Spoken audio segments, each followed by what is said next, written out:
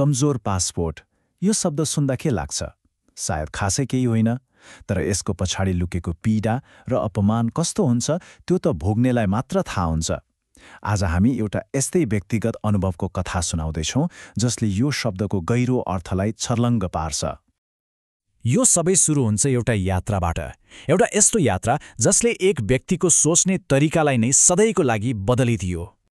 कथाको सुरुवात एकदमै उत्साहजनक छ। सोच्नुस् त, एक युवा विद्यार्थी जसलाई जर्मनीमा हुने विश्व स्वास्थ्य शिखर सम्मेलन वर्ल्ड हेल्थ समिटमा भाग लिन निम्तो आएको छ। यो त जीवनका एउटा सुनौलो अवसर हो, होइन र? अनि यो यात्रा कुनै छुट्टी मनाउनको लागि थिएन। बिल्कुल होइन। यो त उनको जीवनको सबैभन्दा महत्त्वपूर्ण क्षणहरूमध्ये एक थियो। आफ्नो देश र संस्थाको प्रतिनिधित्व गर्ने, केही नयाँ सिक्ने र विश्व मञ्चमा आफ्नो कुरा राख्ने एउटा ठूलो मौका।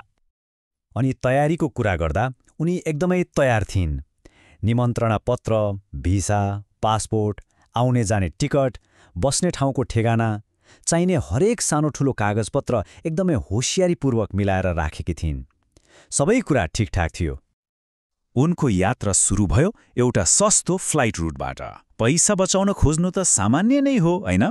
तर दिल्ली एयरपोर्टको त्यो ट्रान्जिटले उनलाई यस्तो मूल्य चुकाउन लगायो जुन उनले कहिले सोचेकी पनि थिएनन्। एयरपोर्टमा सामान्यतया के हुन्छ? एउटा फ्लाइटबाट ओर्लने, अर्को फ्लाइट समात्ने। तर उनको लागि यो सामान्य ट्रान्जिट एउटा सोधपुछमा बदलियो। यस्तो सोधपुछ जहाँ उनको हरेक कुरामाथि शङ्का गरियो। सुरुमा त प्रश्नहरू सामान्य नै थिए। कसले बोलायो, किन जाँदै हुनुहुन्छ, यस्तै।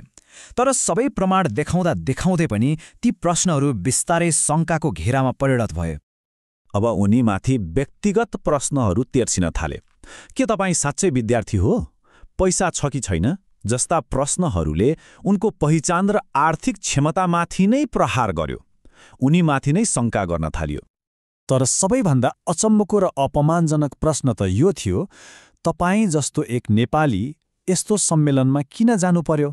सोच्नुस् त, यो प्रश्नले उनको योग्यता वा कागजातको कुरा गरेन, बरु उनको त्यहाँ जाने अधिकारमाथि नै औँला उठायो। यो सिलसिला करिब आधा घण्टासम्म चलिरह्यो र अन्त्यमा त झन् फोनमा एकजना अदृश्य व्यक्तिले उनीसँग जिरह गर्न थाल्यो। कसले, किन, केही थाहा छैन। बस एउटा आवाज थियो जसले फैसला सुनाइरहेको थियो। ल, यति लामो सोधपुछ भयो, सबै कागजात देखाइयो, अब त जान देलान् नि, होइन? तर होइन। अन्तिम निर्णय आयो, त्यो पनि कुनै स्पष्ट कारण बिना। कुनै सुनवाई भएन।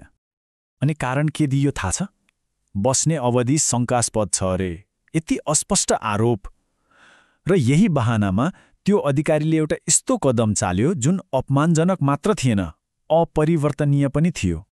उनको बोर्डिङ पास उनकै आँखा अगाडि च्यातिदियो।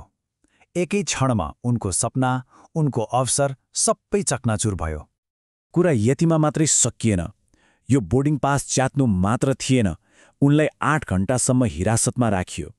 न पासपोर्ट, न सामान, न खानपिन केही, न कसैसँग सम्पर्क गर्न दियो। पुरै एक्लो।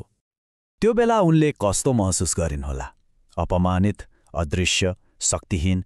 एउटा विश्व मञ्चमा आफ्नो देशको प्रतिनिधित्व गर्न हिँडेकी महत्वाकांक्षी युवती एकैछिनमा अधिकारविहीन बनेकी थिइन्।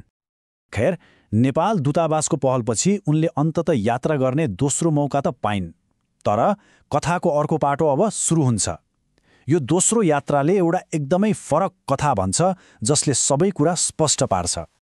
र भिन्नता हेर्नुहोस् त, दिल्ली एयरपोर्टमा शङ्का, अपमान र हिरासत, तर दोहा र बर्लिन एयरपोर्टमा सम्मान, व्यावसायिकता र शुभकामना। व्यवहारमा आकाश जमिनको फरक थियो।